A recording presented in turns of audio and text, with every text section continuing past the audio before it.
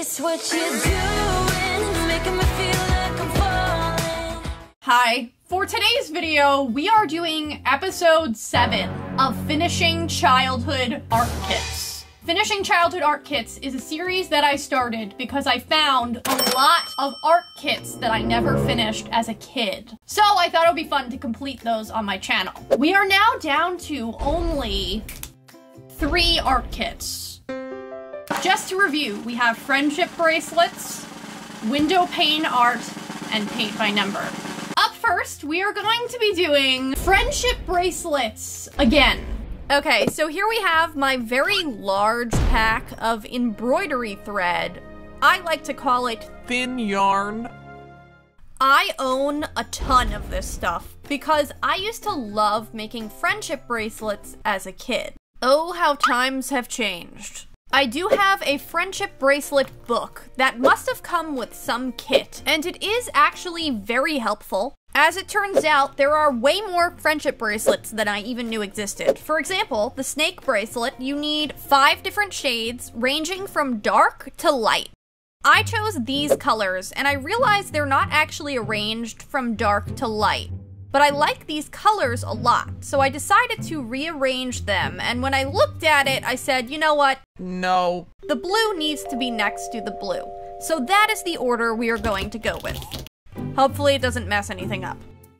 I started off by pulling all the yarn out, and then I realized I didn't know how long it should be. Is it in the book? No. So I'm gonna take a guess.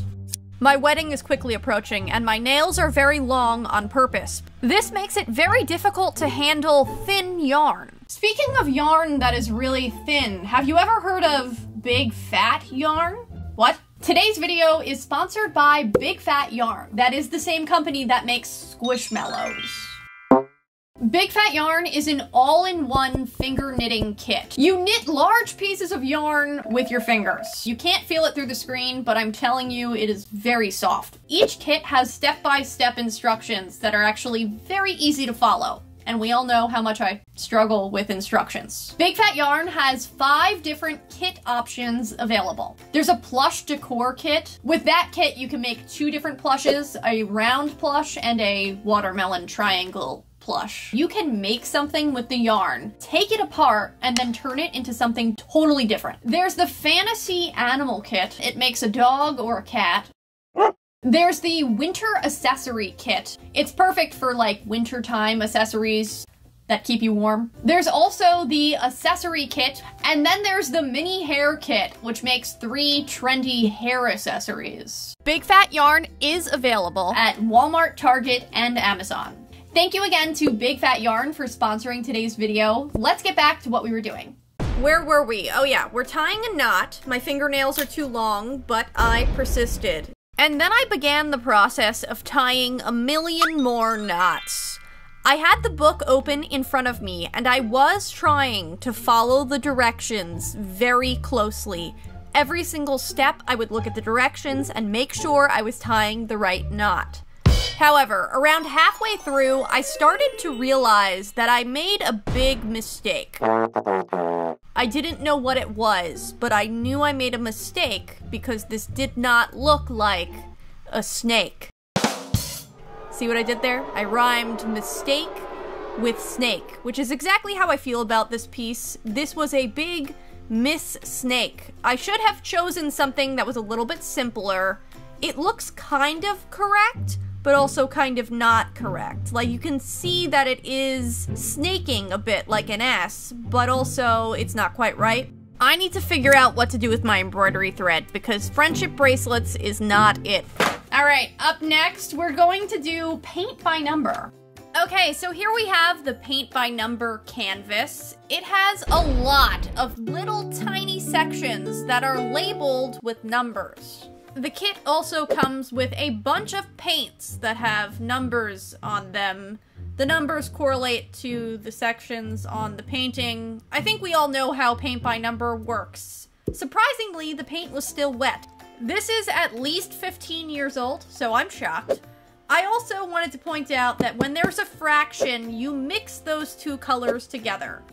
The first color I chose was green. I think this is number 7. I just chose this pretty randomly. I was like, you know what? We'll start with the green. Why not? It's as good a color as any. That was a lie. What? I actually did not choose green randomly.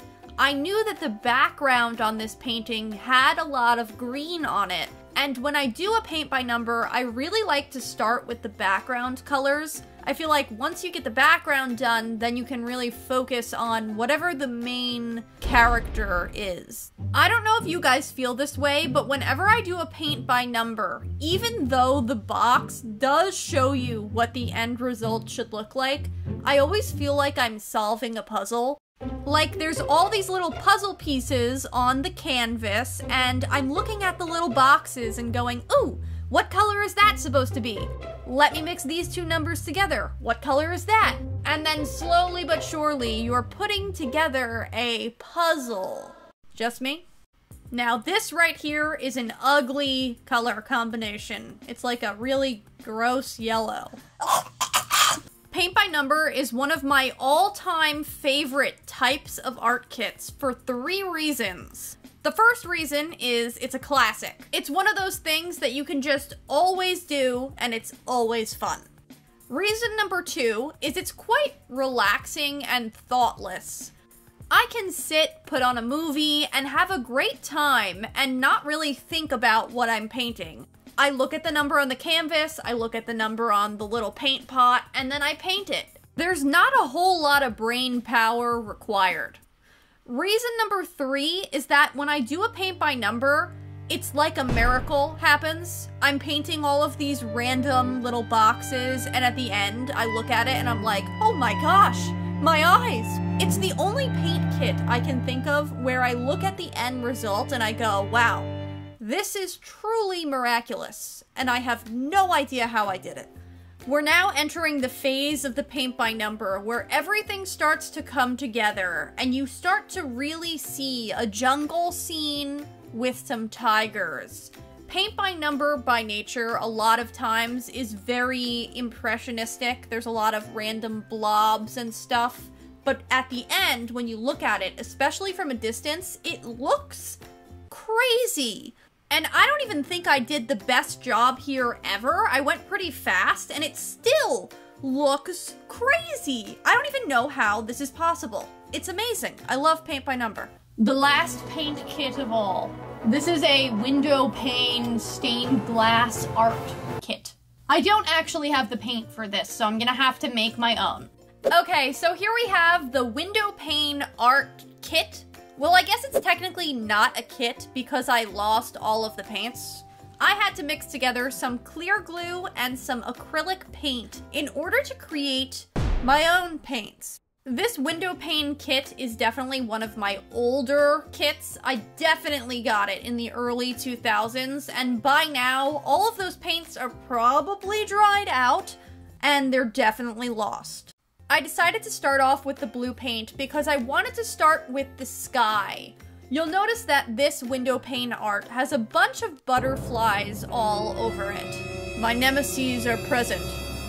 Well, I think we all know at this point that I am afraid of real-life butterflies, but cartoon butterflies are cute. We are allowed to like those in the Bellamena house. I mixed together this yellow glue paint because I wanted those little stripy things to look like rays of sunshine. I was looking at them and I was like, what the heck is this supposed to be? And if that's a sky, I guess those are sunshine rays. After that, I dipped into some of my purple glue paint. I'm just gonna call it glue paint from now on. I don't think that's the technical term for it. But I did Google how you're supposed to make paint that is somewhat transparent. It seemed like the internet's consensus was to mix clear glue and a little bit of acrylic paint, and you should get a stained glass window pane art type of paint. But I'm just gonna call it glue paint, because it's easier. I'm a big fan of this type of art kit as well. I had a lot of fun filling this out. I feel like the colors are really fun and bright, and most importantly, before we can say we like it, we have to have it pass the stained glass window pane art test. It's a test I just made up right now, but it has to be see-through, and as you can see, it is. Congratulations, you passed.